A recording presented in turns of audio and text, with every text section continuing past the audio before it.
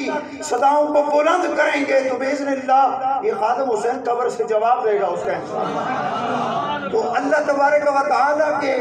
اس جو پاکیزہ نظام ہے، دوستان محترم، چونکہ اس پہ بڑی گفتگو ہو سکتی ہے لیکن لمبا وقت نہیں ہے کہ جو قرآن ہے ہمارے پاس مکمل ضابطۂ حیات ہے، نبی کی شریعت ضابطۂ حیات ہے۔ اور آج ایک ایگزامپل کے طور پر میں آپ کو ایک بات بتاتا ہوں، وہ ہماری مسکان بیٹی اور بچی اور بہن جس نے انڈیا کی سرزمین پہ کھڑے ہو کر اس نے باپردہ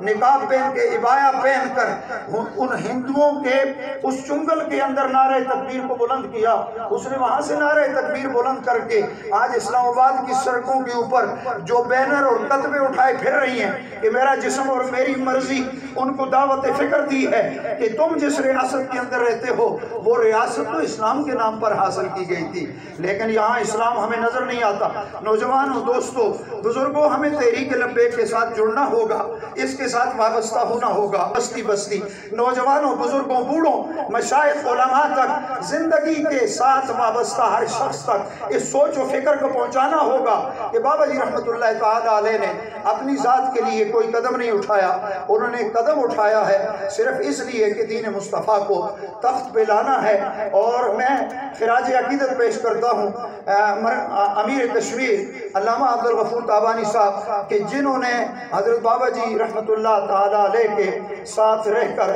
شب و روز ان کی قربتوں میں بیٹھ کر ان سے تربیت حاصل کی ہے۔ اللہ تبارک و تعالیٰ نے نگاہ بابا جی کے صدقے ان جیسا امیر کشمیر ہمیں عطا کیا اور ان کے ساتھ انتہائی محنت و مشقت کی حامل شخصیت اسیر ناموس رسالت جناب قبلہ مفتی عبدالرؤف نظامی صاحب، تو چاہیے یہ کہ ہم لبیک کی ان صداؤں کو گلی گلی، کریا کریا، کوچہ کوچہ تک پہنچائیں۔ اس بات سے کبھی غمناک اور پریشان نہ ہوں کہ اس وقت ہم تھوڑے ہیں۔ اللہ کی کتاب کہتی ہے کم من فئۃ قلیلۃ غلبت فئۃ کثیرۃ باذن اللہ۔ یہ اسی زمین نے منظر دیکھا ہے، اسی نیلی چھت نے یہ منظر دیکھا ہے، چاند سورج ستاروں نے یہ منظر دیکھا ہے کہ بہت سارے قلیل اللہ تبارک و تعالیٰ کے فضل سے اخلاص نیت کے ساتھ، نگاہ مصطفیٰ کے ساتھ انہوں نے دنیا کی کایا کو پلٹ کے رکھ دیا، نظام عالم کی بساط کو لپیٹ کر رکھ دیا اور اس نظام کو اس کائنات نے متعارف کرایا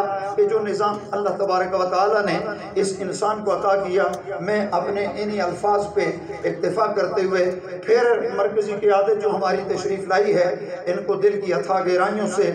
خوش آمدید کہتے ہیں۔ وما علینا الا البلاغ۔